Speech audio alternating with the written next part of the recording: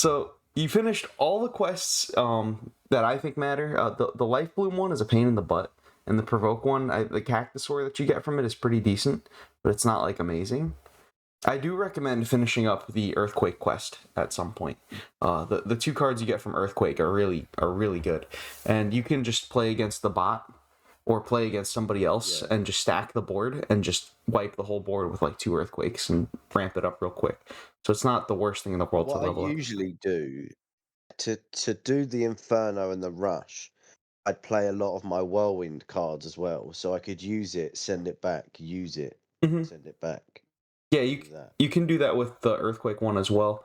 And if you can get someone to cooperate with you as well and they play against you, you could just build a deck like filled with eggs, and then you can Earthquake the eggs and then Earthquake what's behind the eggs as well, and you can ramp it up really quickly. But why don't we take a look at your deck list in the meantime, and we'll see what we can do here. Which deck would you like? My ranked deck? Yeah, why don't we take a look at what you've been playing, and then maybe we'll start over and make it something new, and we'll reconsider. I'll zoom in a bit so you can see it very clearly. Okay, yeah, that's good. So you've got the 2 cuties, 1 flamey, only 1 Mechwing is interesting. Can you keep going lower? Well, I only used Mechwing because I tend to only use the Whirlwind on my own cards more, because half the time when I send a card back to someone, it just gives them extra firepower. Yeah, but that's unless they lay like a Gwent or a Ladasha, then I instantly Whirlwind that to get it off the board. Yeah, the Whirlwind can be good against Woofa as well. Whirlwind can even be like useful against enemy Whirlwinds as well. Not always, but it can be useful against them.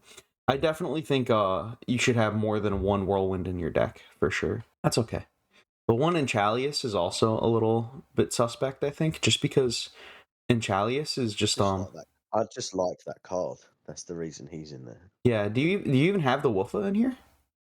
I don't think he's here. I don't have him in there, but I do own 7 of him.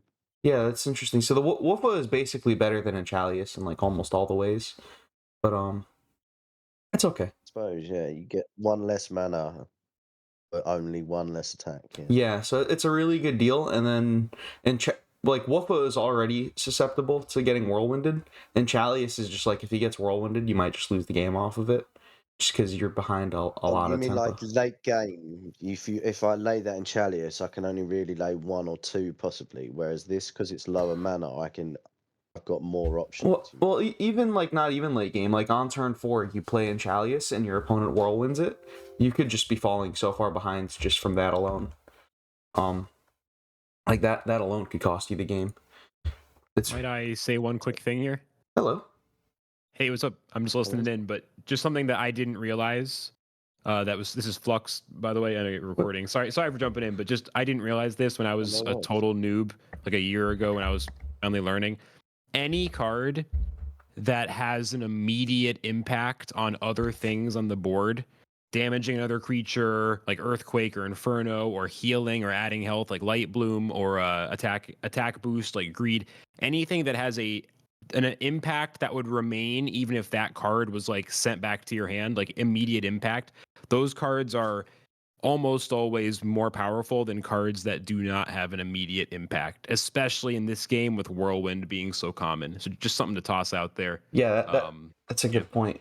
Like putting it into words really well. Like if you're playing something for 4 mana and it's not impacting the board right away, you basically when you play a card that doesn't impact the board right away, you're giving your opponent the first move, and they get to decide what your slow card does and what it doesn't do. Whereas a card that is fast, you have the first move, and generally, it's better for you to make the first choice than your opponent, right? Like I think that would make a lot of sense. See, my theory behind having in Chalius was it in my obviously I'm not as experienced as you guys. In my head, it leaves the opponent with, now do they have to attack and focus that card so they don't attack face, or is it more important, you're saying, to get that damage in rather than go, I could lay this and it could have a turn, or that's too risky, whereas I should play a card that can instantly have an impact.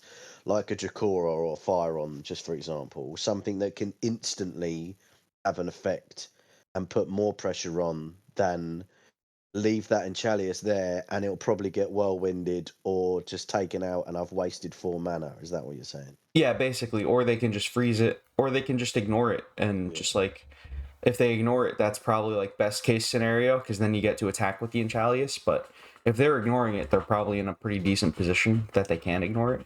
And this is tempo. This is what people talk about when they talk about tempo. It's like, how fast are you able to get value? This is at least like part of the concept of tempo. If Zara would agree. I would agree with that. The dude, it's like such a weird thing. People argue like, what is tempo? Like nobody even knows what this strange word means. But yeah, I would definitely call that. That's definitely playing for tempo and playing for the board, especially like a card like Enchalius in specific, right? So Enchalius costs 4 mana. Whereas all the Whirlwind cards people play, Mechwing and Mechafly, those both cost 3. So every time you do that exchange, you're down 1 mana forever. And your opponent they literally get free tempo and free mana advantage. Yeah, great way to think of it. So why don't we start fresh with a new list? Just completely go new. Yeah, let's go. We'll go completely new. I just wanted to see what you were working with to start. I know mythics aren't necessarily essential, but I don't have like I don't use the angels and all that. I know they're useful, but I don't have them either. If I just lay something with a 9/9, instantly in my head, I know. Well, not that I know. In my head, I'm like, I don't want to lay that because it will get whirlwinded or hydroblasted straight away. So that's why I don't really play many strong cards over 5 mana. Yeah, I think that's a good call a lot of the time. They're pretty risky. I've noticed one of my issues that I've noticed I do a lot is because I have a lot of low mana cards, I always burn through my deck a lot quicker to try and get board control. Then it gets taken out and I'm left with like 2 cards in hand as opposed to my opponent having like 4 or 5. That's just because of lack of trading card game experience, I suppose. Yeah, maybe it could be something like you're just running out of value and you need a couple value tools, or it could just be like your game doesn't have or your deck doesn't have like a fully conducive game plan, so it's like kind of stuck between aggro and control, and it doesn't really have a direct way to win the game. So why don't we start with this list? We'll see what we can put together, and we'll see where we go from there. Well, looking at these 8 cards on the screen, or I guess all 12 cards, which of these cards do you think you would want to put in your deck? Well, see, instantly Flaming, because it's strong. It's a get out of jail free card. If you're in a tough situation, it's a good 2 mana card. But I don't want to say more often than not, you end up just killing the Flamey and maybe it will take some damage off one of the cards. So yeah, so 66% of the time, or is it 66? I think so. It'll kill itself. And then like on average, it'll hit for like 4 or 5 damage. Not always, obviously. Sometimes you get outliers where you roll double 1s, or also you can just roll double 9s. I've had somebody kill both my angels with it before, but I think you can like pretty reliably get like 3 damage off the Flamey. So I would definitely think like Flamey just killing 2 things with 3 life is definitely really good, and then it's got a lot of upside as well. It's got some downside too. Uga's a definite. 100%. Uga should be in there. Now I know a lot of people like the Eagleon. I myself don't use the Eagleon too much, except if I'm playing a deck that's like really focused on just being very aggressive and control and just keeping the opponent off the board. I find the card itself is very value light because it's only a 2/2. It dies to Earthquake really easily. The card is good, but I usually stay away from it. It can also come in clutch as a quick send a provoke or a retribution card back as well. Yeah, for a low cost. It's pretty good with that. Yeah. If you want to play it, you can. 1, so does it make it if I wouldn't play 2 because that you only really need 1, you could put a more valuable card in its duplicate spot, if that makes sense. Yeah, usually it's good to have. My understanding. Usually you want to build your deck to have a lot of 2/ofs. Now, obviously, these Gen 1 cards are a little harder to get your hands on, so you might not be able to play a lot of 2/ofs. I'm not even able to play 2/ofs in a lot of the cards I have. Gen 1, I only have these 4, 8, 12, 14 down to Scorchwing. Yeah, so let's just get the important Gen 1 stuff in here. You could throw the Egalion in there if you want. If you don't want it, you don't need to play it. The Mechafly and the Mechadrone, I think, are both excellent as well. Mechadrone especially, it's really big. There's very few units that can efficiently answer this card. Unless another Whirlwind gets played, yeah. Yeah. A Whirlwind, like a cheaper Whirlwind on the Mechadrone. Mechadrone is one of them. If you lay a Mechadrone, the opponent has to go for it to take it out because it's got high damage and high health. They have to then focus on that to get it off the board. They don't have to focus on it, but it is like pretty. It's pretty tall. It's not a card that's like easily answered, right? In the entire time I've been trying to think of what answers Mechadrone in this game. It's like a really high power Inferno, which is not reliable at all. Or for 6 mana you can play the Sandstalker. Yeah. Or like this Ragorsa, for example. Yeah, but that's not an even trade, right? Because then you just lose that Ragorsa, so you don't want to lose that just to get rid of the Mechadrone. Yeah, exactly. So the only card that I could think of that like actually answers Mechadrone is the 6 mana Unicorn, the Pegasoul, and the 6 mana 9/7 the Sandstalker. Those are the only ones that can like actually answer it well. So speaking of Rajorster, why don't we toss that guy in there? That guy's pretty nice. He does a lot of damage. And then that Scorchwing. Now, I also used to run Pandorable. But from watching you laid the Cutie Bug for the extra mana just because you get that 4 attacks. So you have, if you lay that Pandorable, you're pretty much saving another card. Whereas the Cutie Bug can double up as you can Life Bloom itself to give it 4/5 for 2 mana. I don't use the Cutie Bug or the Pandorable a ton. I think it depends on the format. So like in the 2-color formats, I really like the Pandorable because you could play nature and you could build a very aggressive board. Like you can have a lot of 1-drops and 2-drops. So the Pandorable is nice to play in the early game, especially if you get like an early evolution into Panther. It could be really snowbally. But I think for this deck, I think since you only have one Pandorable is the type of card that like I would want to play if I have 2, because you want to have the redundant early game. You want to consistently be able to play a card on turn 1. Mm-hmm. And get the evolution into Panther. Yeah, Scorchwing's cracked. This card's nuts. Yeah, Flamey and Scorchwing were the first 2 seasonal quests I made sure I got. Yeah, those ones are really good. Flamey and Scorchwing are like $300 on secondary, so to get them for free out of a seasonal quest is pretty OP. Yeah, they're really good cards, and definitely I recommend finishing up those Earthquake quests as well.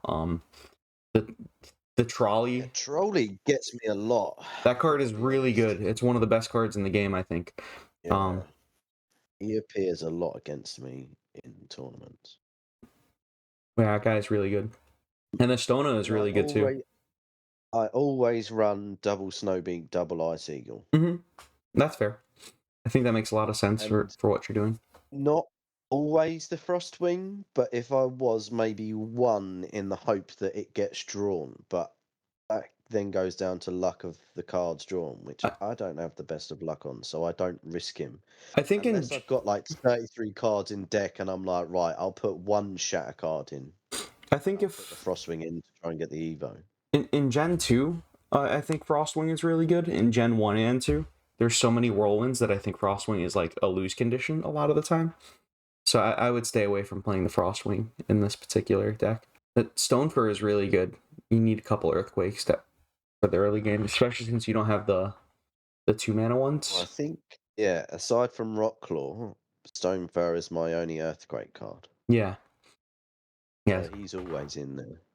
Yeah, you gotta play him since he's all you got. I definitely recommend finishing up that Earthquake quest and getting the Trolley and Stona in here. That's fine though. Now, in tournaments, a lot of people play Barbar because they lay like a Ragorsa or an Uga Chief and then buff it with a Barbar first. I tend not to do that because I'd rather put something more valuable in. What would you do? I've used Bat a couple times. I think the card is really good. The reason I don't use it too much is because, like, for me, I would want to have more of a critical mass of like 1-drops, and I feel like there's just not enough 1-drops in the game where Bat feels really good to me yet. I think it's close, but I just don't think it's quite where I want it to be yet. But in like a full-on aggressive deck, the Bat is very good, especially like for 1 mana. It just throws something into play that could soak up an Inferno, like half of an Inferno. Like you don't mind losing it, and 3 like damage for 1 mana. Card. Yeah, buff a card and then use it as a decoy. Yeah, kind of. Definitely those speedies. Speedy is one of the best 2-drops in the game. I always run 2 speedy and 2 Ami. Yeah, that's Ami I'm partial to just because I like him. Okay, yeah, that's reasonable to me. And he's got 4 attack. He's quite a strong. He'll probably get taken out because he has 4 attack, but obviously only certain cards they'll chance against him because he'll do so much damage to them. That my theory is he might survive an attack because people don't want to lose their card just to get rid of him. Speedy or Amy? Amy. Amy. Okay, yeah. This card usually just gets cleaned up by an Earthquake. Yeah, true. But I mean, that's not why you play it though. You play the Amy because it draws you some cards. To get the cards, yeah. Yeah, that's the main reason you'd use it. I finally got a Whammy as well, but I don't know if he's much value. I don't think the Whammy is very good. For 5 mana, it gets traded on by like Uga and Ocho really efficiently, so it's a pretty bad deal. I usually play 2 Rossettis because having a 3 mana Blizzard can come in clutch late game. Yeah, that could be pretty useful. Experience. If you want, we could throw those in. Maybe we'll take them out later because we're already at 19 cards with these guys in here. But let's keep going. We'll see what we do. All right, so you're up to Fire On and Ignisteel. These guys are like Fire On for sure. I think is so good that you have to play, and then there's like some decision between Ignisteel if you don't or not. Yeah, I didn't play Ignisteel in the weekend tournament the past couple weeks, just because I'm willing to lose the game for 3 mana. I'm not willing to lose the game for 5. Yeah, because if you can get that Evo, then it's like a free lay. But if that Evo then backfires on you, you've pretty much he's just going to get taken out now, and you've done 6 damage to yourself. Yeah, I mean, if you're the Fire On, because it's less mana, you can sort of recover in one turn. If the odds are in your favor, Ignisteel and Fire On are the best cards in the game. So it's just 2-in-1 combination is pretty strong, but also a 2-in-1 combination, you have pretty high probability that you're going to get 1 backfire in a game. So it depends how much risk you want to take. Shadow Leave him out for now. You'll leave it out for now? Yeah, okay. You play Windseekers. I tend to try and get Rush and Vortex cards in first before thinking about Windseeker cards. I think Shadow Steel is probably the best card in the game. It's because of the low mana, high attack. It's 3 mana 5/3 is like already a decent stat line, and then it draws a card, and then sometimes the card draw is targeted, and then if it like targets and gets an evolution, it ends up being a second card draw because you draw 2 cards for that, and it just snowballs your board in a way no other card can do in the game right now. So I definitely would recommend playing at least 2 Shadow Steel and probably 1 Obsidian. I always like to use 2 Grumble as well. Yeah, I really like Grumble a lot. I think that guy is really good. And Fangs, if you don't get Fangs, it's like a waste of 2 spaces in your deck. And he only really comes in clutch if you've hit an Earthquake. Yeah, or if he's like hitting an enemy Grumble. First, the lower card.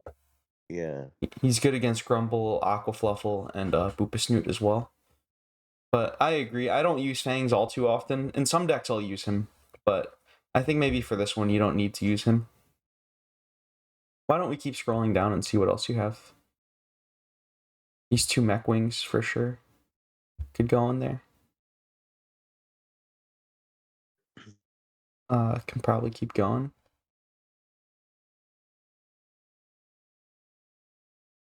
See, this area I don't really touch. Yeah, I used to use Dark Shell Dread Spike, but Dark Shell just used to get sent back or killed. Yeah, and Dark Shell is just weaker than than Woofa, right? He's just got one less power and 2 less health for the same mana cost. I usually lay 2 Dracora I the 5/5 instant vortex, but not the Neptiora. Yeah, Dracora is pretty efficient. If you do play him, he's probably fighting for the same spot in your deck as this Frost Yeti. So you'd probably just play one of those two. I probably wouldn't play both. Oh, I see, because I've got the 2 Ice Eagles for Blizzard. Yeah, I mean, having additional blizzards could be okay. But you also have the whirlwinds, and it's just, you can only have so many 3-drops, and I think Mechwing is stronger than the Frost Yeti is. It's got a better stat line. My issue with Frost Yeti in this current format is people have the Monkey, and Monkey just being a 2-mana 4/4 just trades way too good into the Frost Yeti. So I don't really like to use it here. Yeah. Why don't we keep going and see what else we can put in here? We can keep going. Definitely gonna need to get some business in here. Those guys are near the bottom. We're already getting close to him, I think. I think he's further down, yeah. Yeah, he's near the bottom, right before the... You wouldn't put any Cutie Bug in. You don't want to go heal, you just want to go more pressure on the board. Well, Cutie Bug is a good early game card. How many 2-drops do we have right now? You have Grumble, Business, Speedy, and Scorchwing. Or Speedy and Snowbeak. 2, 4, 6, 8. 9 cards are 2-drop. Yeah, and then 3 of them aren't real 2-drops. Flamey, Scorchwing, and a Galleon you can't actually play. But you are also going to put Business in here, right? So right now you're already at 6 2s. It's going to go up to 8 because of Business. So why don't we keep scrolling down, and then maybe we'll come back to Cutie Bug.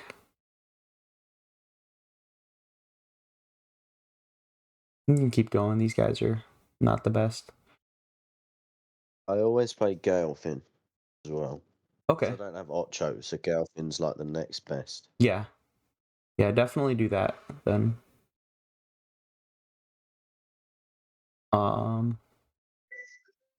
Oh, Cryo Slice is solid.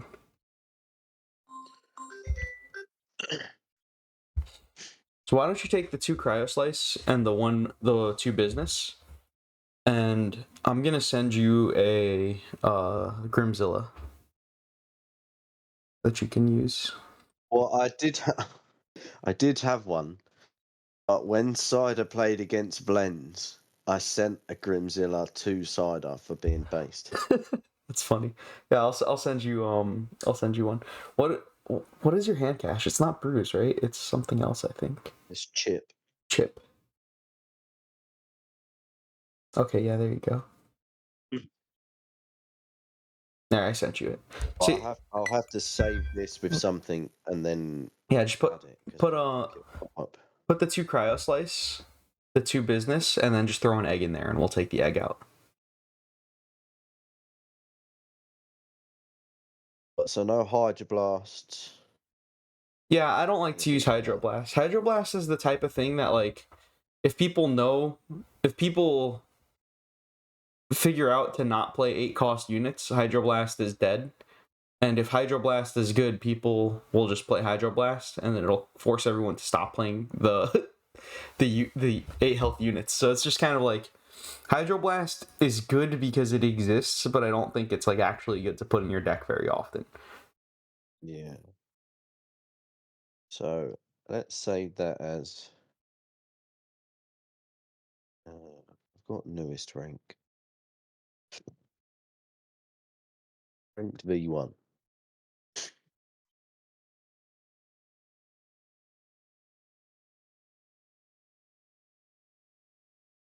Yeah, we can get the that Business in there. If I just switch tabs, go back to that, put him in, take the egg out, save that. Right, so this is what we've got. We got the Flamies. One Flemmy.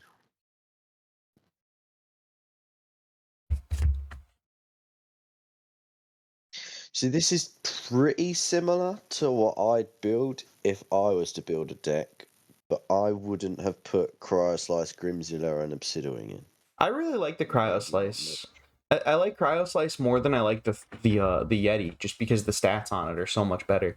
And he's not at 8 health, so he's just under that Hydra Blast safety barrier. Yeah, and if they whirlwind him, you get to reuse him, so he doesn't feel that bad to get whirlwinded either. I feel like the Dracora in this deck might feel a little out of place, but we could try it out and see how it goes. You might also feel like you want the Igni Steel, but then you're gambling more, so it just all depends if you're willing to risk it or not. Igni Steel is very good. If you want, we can try jumping into a game, see how it goes. Custom or queue for rank? Let's queue for a ranked game, and we'll just see how it goes. Us both, or well, yeah, but you're looking at my screen, so you'll know what I'll have. Yeah, no, I'm not gonna play against you. It'll be like we'll talk through it.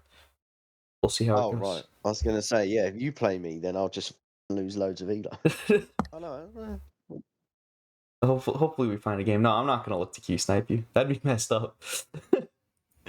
Looks like these two people. People on, but I assume people are just practicing for the tournament. Mike, A, and Alex. Well, Ben and Agronex are going to finish their game, so maybe one of them will jump into one soon. Oh no, that says started 15 hours ago. Huh. Okay. Yeah, here we go. There we go. Playing against Humuli. He's a high-ranked player, I think, right? I think so. Yeah, pretty high. So what do you... I here would go White Lily, one of my Grumbles. I agree 100%. Because then I can lay a Grumbles second time round. And then next turn you have the option of playing Grumble or Speedy. So this gives you two options for next turn. And I like going for Grumble because do your slow stuff first, I think is usually for the best. So take out business with Speedy or hit Speedy in the face and leave him on the board. Another option you have is just you can just play the second Grumble and just hit the face as well. Yeah, because then he's pressured into taking one of these out. Yeah, he might be afraid of like an evolution. Yeah, that seems good. Next turn you'll probably be able to just go for the Dracora again and just keep pushing some damage. Oh wow, interesting. This would be a great turn to have a Whirlwind. Unfortunately, we don't have one. But they both have a shield, so I know I'm not going to lose them. Well, you will lose one. I'll lose the one that he attacks, won't I? Yeah. Unless you're... before we do anything. So, you have a couple options. You could trade into the Guans, which I usually think is the best play. Or you could go for a much more aggressive play, where you just hit your opponent for 8, and then play the Dracora to follow up and let him do the trading. But you're going to lose, like, the majority of your board if you do it that way. Yeah. Okay. We're going straight for this play. We'll see how it pans out. Okay, we rolled a 5. It's quite a bit of damage. Yeah, because if he attacks one of the Grumbles with the Grants, then the Dracora lives. Yeah, well, we're going to lose a Grumble and Dracora here, and we'll keep 1/4/2 without a shield. Because he gets to trade... Because he'll use business to finish the Dracora, yeah, has he? Yeah. We went that way. Yeah, it's the same. Oh, wow, so he must Earthquake here. Earthquake must be coming. Huh. Yeah, there it is. Okay. This is a great opportunity to use that business and draw up. You get 2 if nothing's on the board, don't you? Okay. So I assume he'll attack that with that just to get rid of it, maybe. Probably. Or hell. So I'd lay just Speedy and then there's no point attacking him for 3. Yeah, just keep beating him up. He's already at 40 life. You have 14 from hand. So we're getting close. Need, what, 26 more points of damage, I think?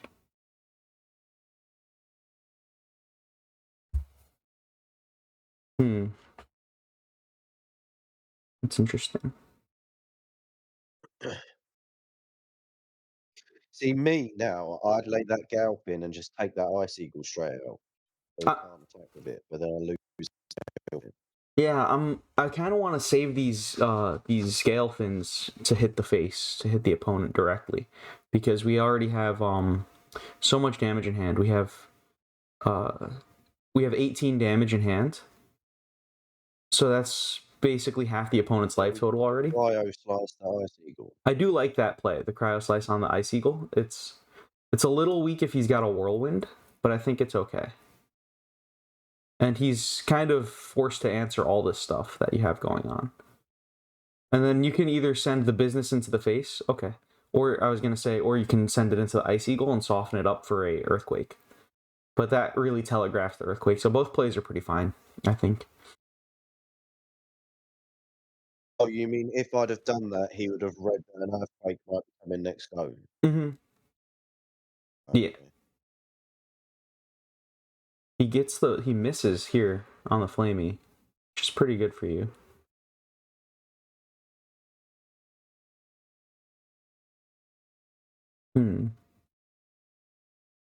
That's pretty decent. So I'd go Snowbeak, Ice Eagle, then an Earthquake to have the board back. Or you could. If I was to play this. You could do that. Another option you have is, because remember we want to save these Snowbeaks and stuff to hit the opponent if we can. You could Earthquake the Stona away, and you can Galefin, or not Galefin. You can Eagleon the Ice Eagle. Might not be the best play, but it isn't. Just freezes. It doesn't attack, so I'm sort of safe. Hold on. Why don't we? I didn't pay attention. Why don't we just use Amy here and draw 2?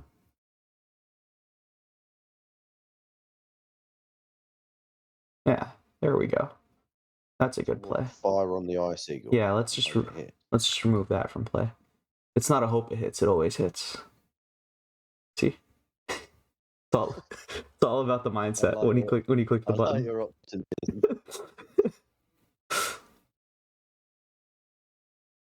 So we're getting quaked again here.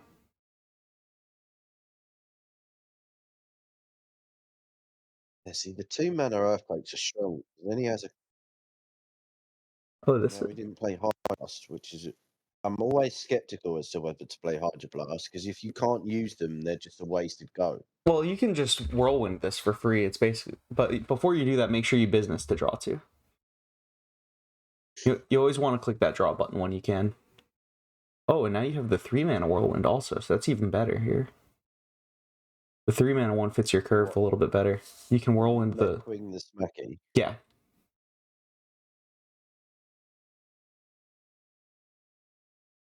And then Snowbeak the face. Yeah, it's either hit the face or hit the trolley, but I think hitting the face is that's how you win the game. Kill him dead.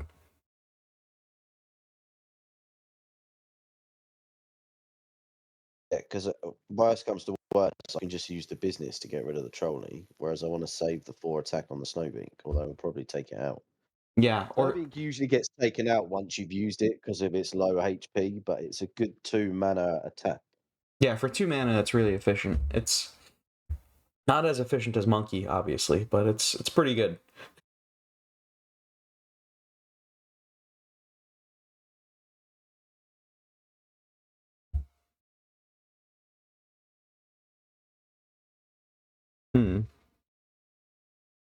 So you have Scorchwing here.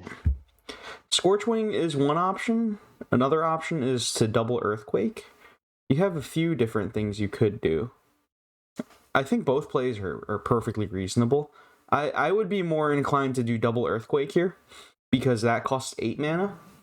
And like with the Scorchwing, it doesn't hit, then I have to lay another card to try and recoup the damage that the Earthquake could have done. Yeah, exactly. And then Scorchwing is a 2-mana get out of jail free card, whereas this play is 8 mana, so it's much less flexible on future turns.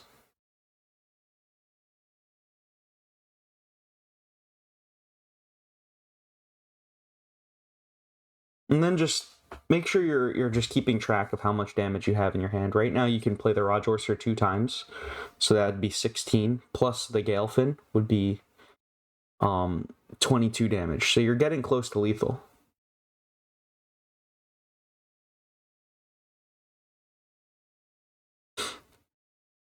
And you have some good options here. Okay, 22 plus I'd be 30. whirlwind the woofer at first guess. That is an option, but I would personally suggest using the Ice Eagle, and I'll explain to you why. So right now your opponent's at 34 life. So if we freeze this Woofa here, and we attack the face, we drop him down to 30, right? So now you can hit your opponent for 6 with the Galefin, which will drop him down to attack with the Stonefur. Yeah. As well. Yeah, let's attack with the Stonefur. So your opponent's at 30 life now. Galefin can attack and drop him down to 24. And then over the next multiple turns, you can play Rajorcer, attack, Whirlwind it. And then Rajorcer, attack, Whirlwind it, and Rajorcer, attack, Whirlwind it again 3 turns in a row, which would be 24, which would be exactly lethal. So you have a lethal and 3 set up here. Okay, what happened here? He laid a bad boy soul swimmer and a snow cub. Oh, but we just get to attack him here. 12? Don't you just have lethal? 12, 16? Yeah, you just win now. Oh, so I just attack. You can bounce back the provoke unit with a whirlwind. Which one? Mechwing or Eaglon? Go with the Eagleon, but I think either way it's lethal.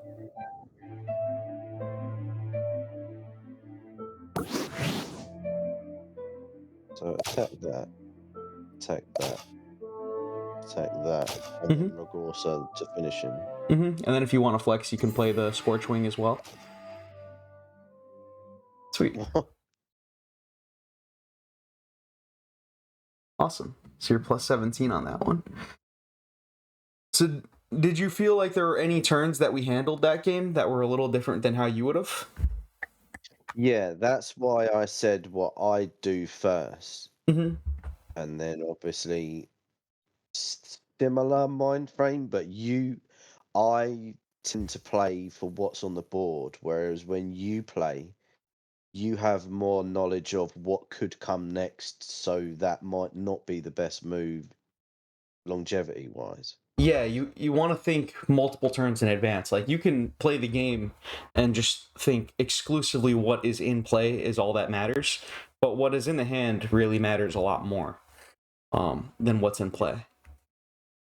And then I think an important thing that I want to highlight that we did that game was we planned out our victory condition multiple turns in advance as well, trying to figure out what the most efficient ways to push damage would be. I don't have that mindset. I'm more like, right, what's been laid? Do I get rid of that, or do I go face, like, in the moment? Is where my experience is. Yeah, it takes a bit to kind of get yourself into that mindset of being able to kind of calculate how you need to play a game over multiple turns. But the more you'll play, the more I think you'll get better at that. You want to try to do one more?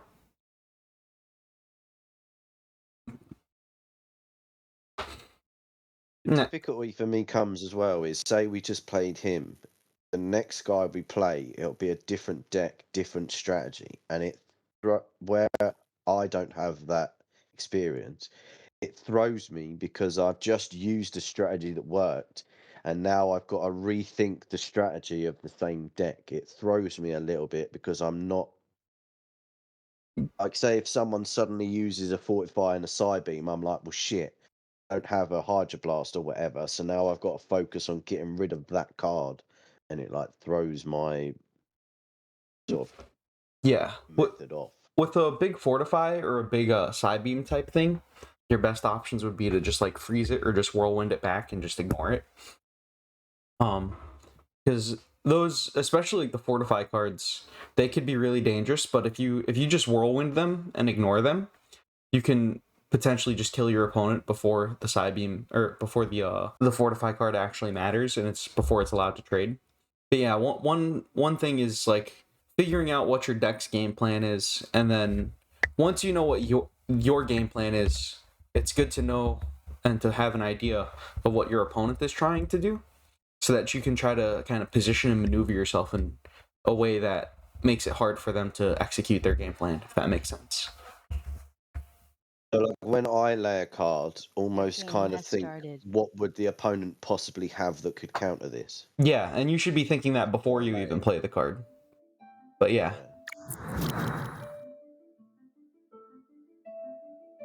Oh, we can't do anything there. Yeah, a bit of a slower turn this time around.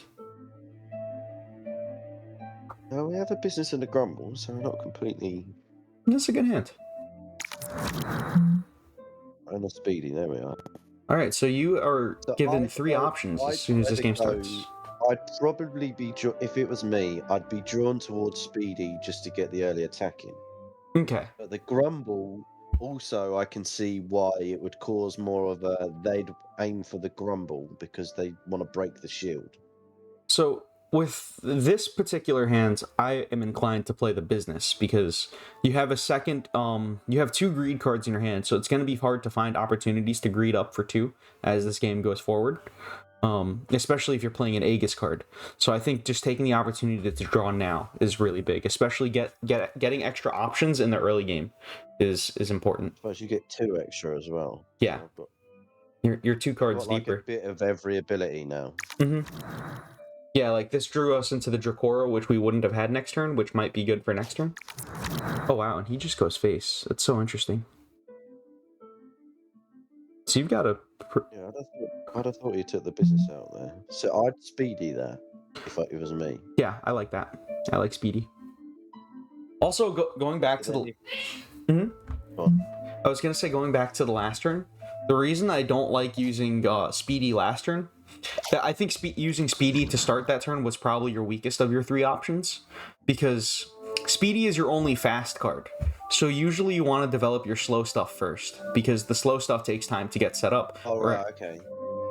Whereas if I'd have played the speedy, I would have used its instant attack ability, and it could have been more useful later on to lay.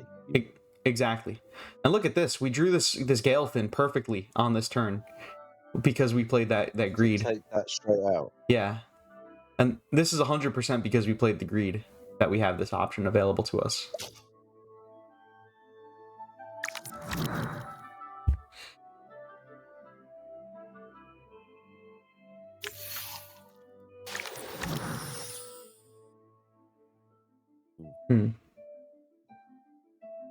So what do you think here? If it was me, probably Earthquake. I don't like the Earthquake here. Because it gets rid of the fangs and it reduces the Dracora to 1 health. Well, it would drop it to 3, right? I would have thought. Oh yeah, well, 4, yeah. I think that Earthquake is your weakest option here, or one of your weakest options. I think I like just playing the Amy again and seeing the new options you draw, even though it is a little slow here. I think it is pretty decent. Well, but then in future rounds we've got a lot more options. You mean? So do I play a Grumble as well? Yeah. Just to back up the board. Yeah, exactly. And now next turn maybe we'll get a better Earthquake potentially. I mean, this Fangs is probably going to go into your Amy. Oh, he's going to Earthquake, it looks like. Oh, he Scorch Wings. Interesting. Well, we got bailed out a little bit.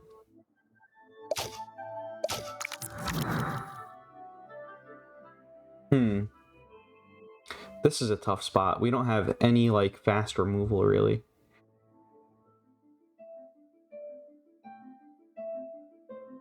It's too bad we don't have our own Inferno here. Or a cheaper Earthquake. The 4-mana Earthquake is just so expensive on this turn. Can't really afford it. I think your best option on this turn... Oh, what do you think your best options are before I say? I would go...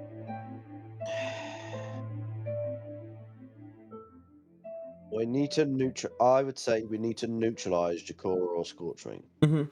I agree. There's too many attack cards that he can use. I'd fire on the Jakora if it was me.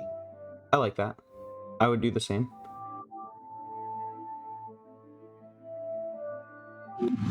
And then maybe lay a Jakora just because we've got a lot more cards in hand than he does. Yeah, I like that.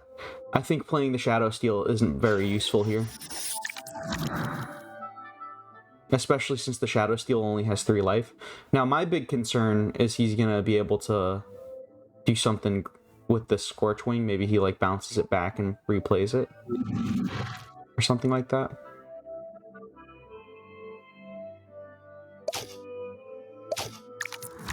Oh, that's a good draw. That's a really good draw. Okay, so what do you think here? I'd instantly fire on the Firearm or the Scorchwing just to get them both gone. You're on the right track. I would like to use the Cryo Slice to back up the Fire-On here. We'll try to fight for the board here a little bit. So freeze something and then attack it, not just attack it to get it gone. Yeah, let's freeze either the Fire-On or the Scorchwing. I would do the Fire-On just because last turn he didn't bounce the Scorchwing, so I don't think he's gonna have a bounce. And I think it's more likely he's got an evolution. And then the Speedy. And the Speedy as well. Yeah, generally you want to spend all your mana. The Speedy or attack? Take the Speedy out. So in every game that you're playing, something that's really important to ask yourself throughout the game is, what is my role in this game? Am I the aggressor or am I the defender? And it's a good question to ask yourself every few turns just to make sure that you're on the right track and you know what your role is in a particular game. In this game, you're 100% the defender. We're just trying. Your goal is to just not die right now. But we're getting close to... We do have more cards, so at some point we can turn the board around on him. Yeah, we're gonna outcard this guy for sure. So I'd Ami here, even though we could lay a lot. Because we've got an extra 4 mana to back that up. You could. Or do we take Stone first straight out? You could play the Amy here. In my mind, I feel like we have enough cards on this particular turn that we have good options. I would be inclined to use the Stonefur to kill off the Speedy, and I'd play the Dracora just to try to fight for the board a little bit. Because we already have so many cards on him, we don't really need more. We just need to stabilize right now. Yeah. Once we're stable, then we can look to draw a bunch of cards again. Well, yeah, because we've got the Windseeker and the Tree. Yeah.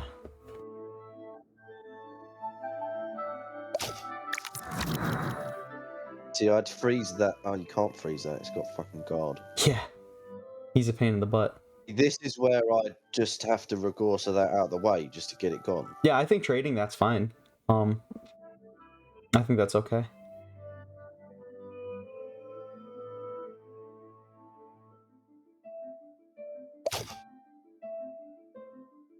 Then what? Jakora the Stonefur, and then attack The Jakora is a 3/3. It's hard to tell with what I'm looking at. I think it is a 3/3, right? 3/3. His Stonefur's 4/3, so I can take that Stonefur out, or do I just want to attack to? Well, you could take both out right now. I think I would have both of your things bumping. I think you would take both trades. So have Jakora kill the Fangs. Yeah, like I want. And out the other way around because Stonefur's got more life. Yeah, but this way you keep 2 units alive instead of keeping 1 unit alive. I see what you mean. The other way, your Stonefur is safe to an Earthquake, whereas this way you lose both to an Earthquake. But I think it's okay. And Snowbeak attack or Ami. I would play the Steel Wing or the Shadow Steel, and just have it target itself. Have it target itself. Yeah, there you go. So now he might think to attack the Shadow Steel rather than these two, because he knows I might have got the Evo off. Yeah. And he passed 1 mana, right? So he would, if he's paying attention, he knows that we didn't use our last mana, so it couldn't be an evolution on the others. So now he needs an Earthquake to even continue to play. That's fine too. Okay, and now he's completely out of cards. So with this, you should just be able to wipe his board on this turn and just be able to outflood the board. He's not going to get much damage in. I think your thing froze on me again, by the way. I can't see the screen. Yeah, so we can... He cut out a little bit. Yeah, for some.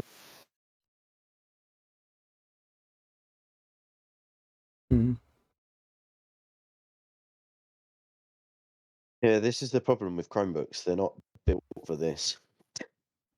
Yeah, it seems like it's struggling a little bit. So, do I kill the Barbar, get the Evo, or get the Evo? Clean up the whole board. The Evo doesn't matter.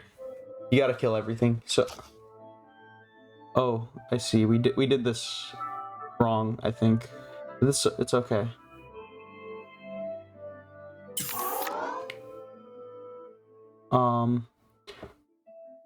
All right. Use cryo slice. Use cryo slice on the Galefin.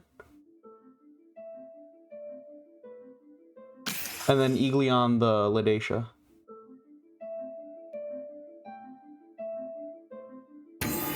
And then kill the cryo slice.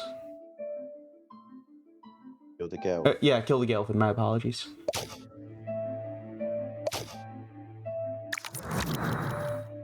So we did trade in a bit of a weird way. I'm gonna put my PS5 into rest mode so it's not using any Wi-Fi. Okay. Well, my PS5 and my phone and my laptop are using Wi-Fi. So. Yeah, maybe that's making it a little difficult. So we're down a lot, but we have a lot of cards on him. Yeah, come back. You're extremely far ahead in this game, in my opinion. So do I just send that Ladacia back again? Yeah, you would just send it back again, and then get rid of this Rajorcer in the most efficient way possible. Which I think would be the Dracora and the Eagleon.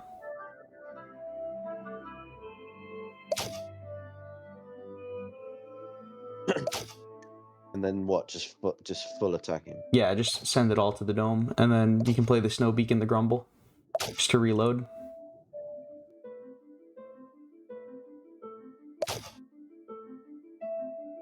And then play the business. You would have played business there? Well, just to give more options next time round. Yeah, you can draw the options next turn as well. And then we're pushing 21, 29, 23. So you're 33. No, we probably got it. Yeah, right now you're threatening 33 damage, which is more than enough to end the game. So you see, we never even played that Amy. You were considering greeting with it. We didn't even need the extra cards to win this game.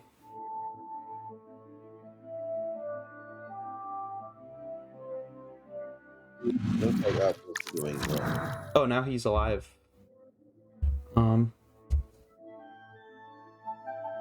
Okay. Well, then now we can. So I can business now to see what we get. I would I mean, you could. I suppose if you draw a Galefin, it would be lethal if you did that. But in my mind, I would prefer. I think it's safer to just have Snowbeak trade into Firon, and then have Stonefur trade into Ladacia. And then you can business afterwards. Or not. Oh, so just get rid of that. Yeah. Yeah. And then you can draw and see what you get. And then if you draw a 4-mana rush unit, you can yell at me for having you miss lethal this turn.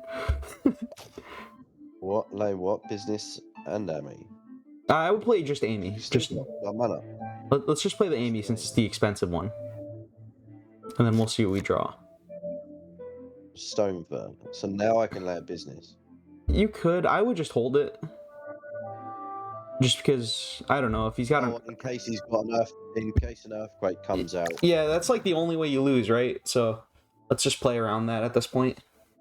Because we're already threatening lethal next turn.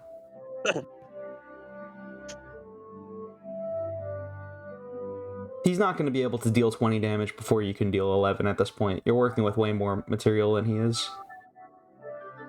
Yeah, he would have laid the card by now. Yeah. If he had a comeback to it.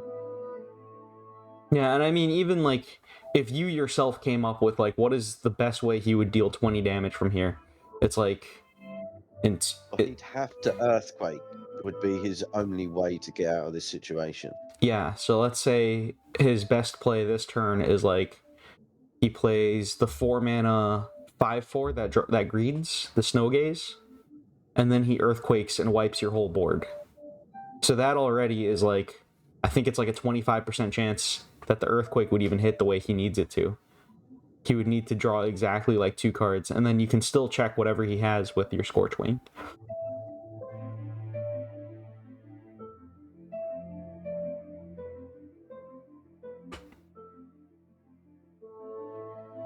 I was doing this in the tournament. You see, the Z's are laggy. They keep skipping. It was doing that in the tournament. Huh. I never noticed that.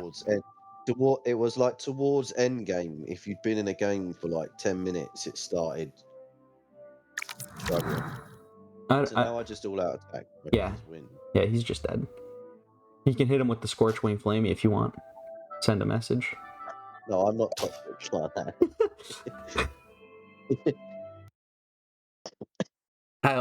I don't always flex my cards, but I enjoy flexing my cards when I have extras.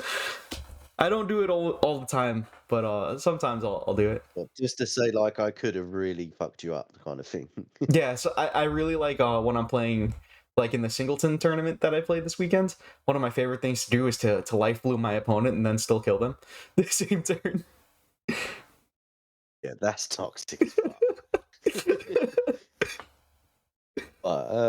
I could do another one. Okay, yeah, let's do it. Let's do one last one, and then we'll call it there. I'm content with this deck. You think it's working good? So I had like similar to my deck. Just the way you play cards is a lot different. I'm focused on he's laid that. I need to get rid of that so it can't attack me. Yeah, you think I can get that next turn? I can do this now to put pressure on him for that go next. Yeah, the important thing is kind of having like a macro game plan throughout the game, I suppose. Just making sure you like, so for this particular deck, we're playing these Vortex cards, right? So because we're playing these Vortex cards, we have to play aggressive. So the game plan is to figure out how do we push as much damage as efficiently as possible. I mean, the important thing with these free modes is making sure that your deck has a conducive game plan is the real deal. You need to make sure that you have to identify what cards you expect to see a lot. So I think in the 2 and 3 color tournaments, you expect to see a lot of wind, you expect to see a lot of fire, and you expect to see a lot of nature. So that would mean you see a lot of you would see a lot of Fire-Ons, you would see a lot of monkeys. You kind of know the cards that you're going to see a lot. So you want to play around, you want to build your deck around kind of beating what you expect to see a lot, I suppose. I don't know if that makes a ton of sense. Do you match it by playing those cards, or do you play cards that you would have to sacrifice a turn, but in the long run get a better hand? It depends, I think, a lot of the time. It depends what kind of game plan you want to play as well. Like if you or against T-Max. Ooh, this is gonna be a good one. Let's see what we can do. Now T-Max has a lot of good cards. Yeah, he's got a strong deck. He has a lot. He's been in a Discord call with me for tournaments and watched as well. He's got a good understanding. All right, he's coming out the gates fast. He's got straight attack. Yeah. All right, so what's the plan here? I'd snowbeak that straight away if it was me. I agree. We got to stabilize. We can't take 5 to the face. If we take this 5 damage, we're so far behind. And bank that he doesn't have a good 2 mana card in his hand. Oh, well, he did. Yeah, they don't use the White Lily unless they have a second follow-up play, usually. Alright, so we're in a lot of trouble. At this point, I think your best play is Amy. It's going to be rough, though. He's going to be able to hit you for another 4 next turn. And Another big issue is we don't have the cheap earthquakes. It's one of the reasons I really recommend you finish those quests. Because T-Max is just going to beat you up. He's just going to play full-on aggression. He's probably going to play another fast unit this turn. You got the Evo off. Yeah. Yeah, we're in trouble.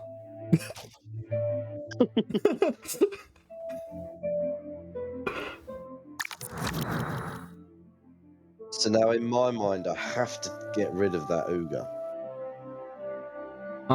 Somehow. But see, here's where playing the Inferno, I wouldn't, because Sod's Law said it will hit the White Lily and not actually give me any advantage.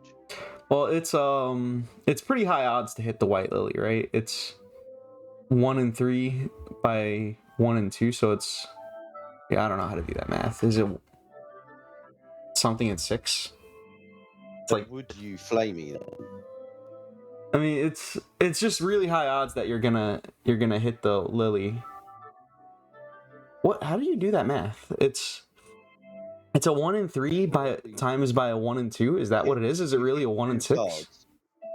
So it'd be a 30%, 33% chance that you hit it, I would imagine. Well, it's 33% on the first one, and then there's a second Inferno that happens. So I think it's a 1 in 6 that you don't hit the White Lily, I think is how it works. I could be wrong, though. I might be doing the math wrong. I mean, I think we have to risk it. Yeah, I think so. I think you need this to hit the Grumble and the Ooga. It did. Oh, it didn't. Yeah, the Ooga. Oh, it did. Yeah, sorry. Okay. So now, do I take out the Grumble, or do I take? You take out both. You take out both because you have Speedy. You got like 2 seconds, so you got to make these plays. Okay. Now he's gonna Earthquake and play a Rush unit and just beat you up again. Oh, he's gonna Greed. Okay.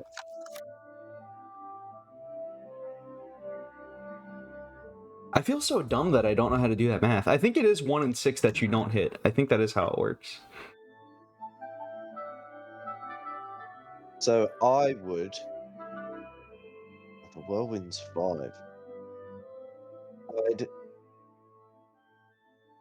freeze the Grumble so he can't use it.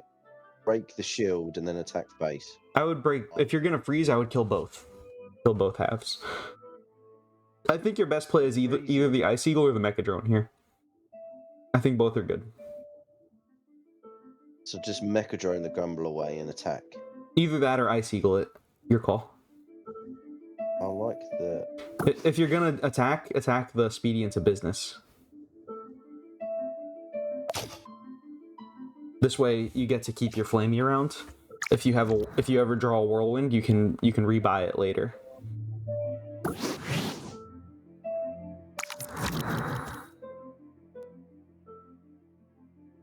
Well, I could...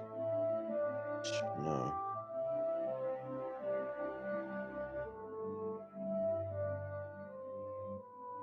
So I'd risk Inferno here. Just because he's only 2 mana. It could be good. It's your last Inferno though.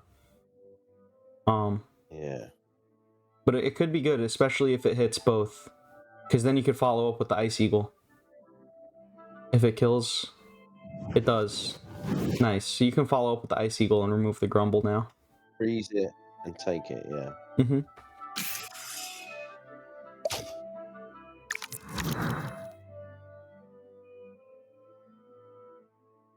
We do have a bit of a grip on the board here, for what it's worth.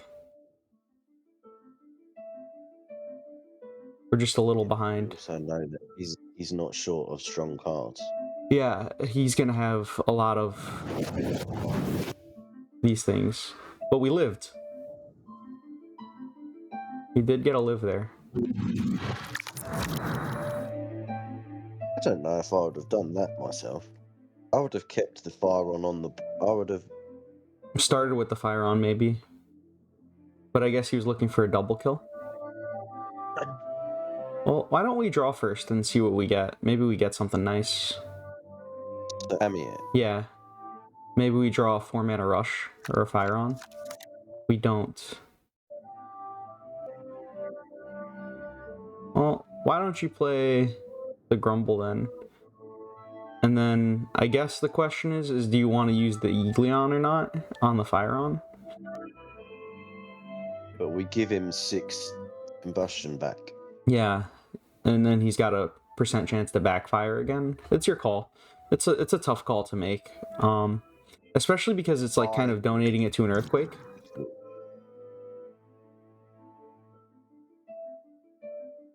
That's the thing about Eagleon is I feel like it's a little tricky to play. Yeah, it really has its moments. But having it in deck. Okay, so we got punished for not evolving or not using the Eagleon there.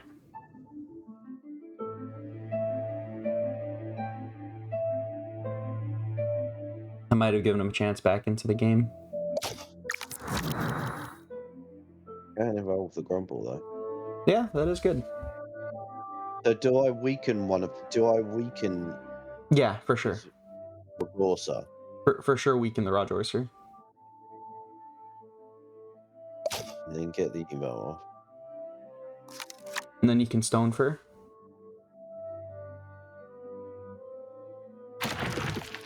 And then I think you just would still wanna you want to Grumble? Okay, if you want to do that, you can. I would probably Whirlwind this again. We didn't do it last turn, we got punished. But it's tough. It just gives him the card for free again.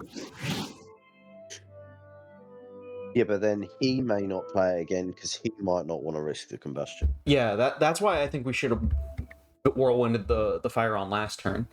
We basically put ourselves into the same position, but it's a little bit harder for us now, I feel like.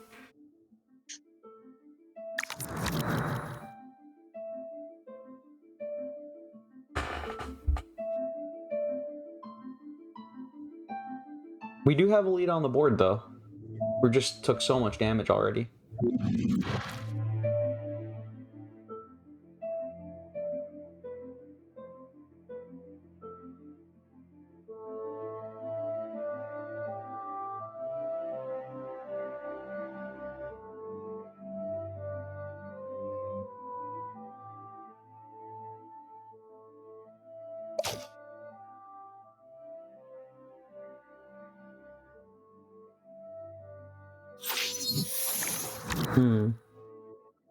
Well, that's tricky. Well, the good thing is we can Whirlwind the Lumi. I'm just not sure. Maybe not use that one yet. Let's figure out how the rest of this turn before we commit to something. So maybe the Mecha Fly on the Lumi. I think the Mecha Fly is pretty nice here. And then your Groomzilla has 5 health, right? It's kind of hard to see. Yeah, 6/5. It's a 6/5. So do I take out one of these two with that? Or no? I think you have to. You have to protect your life total. I would kill maybe the monkey. Okay, that's fine. Oh, well, they're both 4/4. I suppose he could get the Evo off on the monkey, which would be more damaging than the Ignasteel. Well, also, we're probably going to Whirlwind the whatever survived. Or you can play the Rajorcer and trade into it, but I feel like that feels really bad. But you might have to do that here. Because your life total... Get board control back. Yeah, your life total is really low. This just feels kind of bad to do. Just because you lose all your good stuff to a Quake.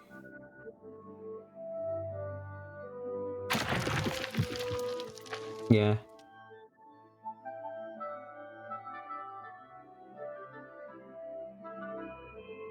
We'll go face with that. Yeah, for sure. He's hitting the dome. I don't see why he would ever trade.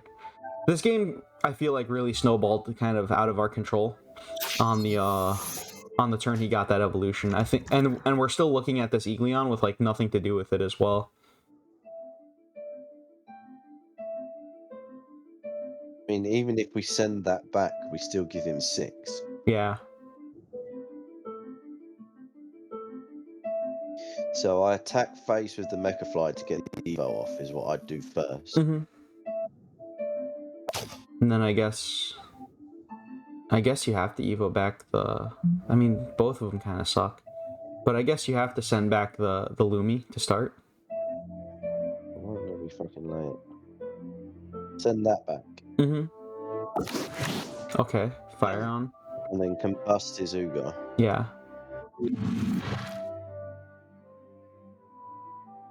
And then I guess just Dracora and Grumble. And then we're taking 2 here.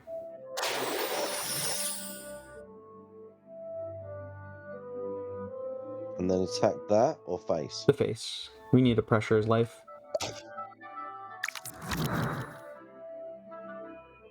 I mean, you have a pretty good board. I just think it's too late. Because he's gonna buff the Stona up to 5 power with the Lumi. I guess he won't.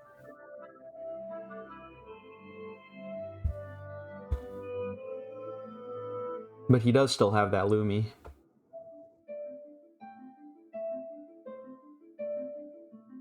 We've got no healing either.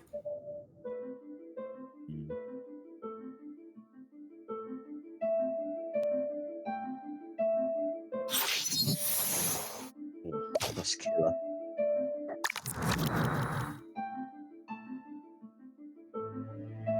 That is killer. Yeah, we're dead here. I think if we whirlwinded that fire on that turn, we could have potentially won. We literally never got to play this Eagleon since. That was the only chance we had to play it. Now I need to get rid of that board. Pray that he doesn't have a rush, which he probably will. Yeah. Yeah, I mean that's basically all you got at this point. It's unlikely. Grumble that. Grumble that fire on that. If you, I would okay, never mind. I was gonna say it's such a desperate position at this point that it might be worth whirlwinding back your fire on just to get a second combustion off, because you're already like in a really, you're in a pickle as is. Why don't we play the Shadow Steel and see what we draw?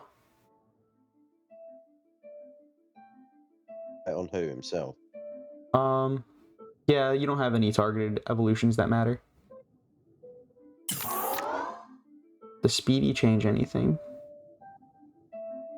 Oh. Yes, it does, because you can play Speedy. Yeah, let's play the Speedy here. Attack the Lumi. What, 5 seconds? Yeah, we're out of time. Just do some things. Okay, that's fine. I mean, that didn't go our way from the off. Yeah, that was a tough one. I think we could have won though. I do think there were ways we could have won that game. I think that turn, I said it a few times, but that turn that we didn't whirlwind his fire on, I think really cost us a lot of tempo. He immediately got to evolve, and it just kind of things snowballed out of control from that point. But it worked out, and he's playing a strong deck, so it's not like the easiest matchup in the world. And I think we did have a fighting chance that game.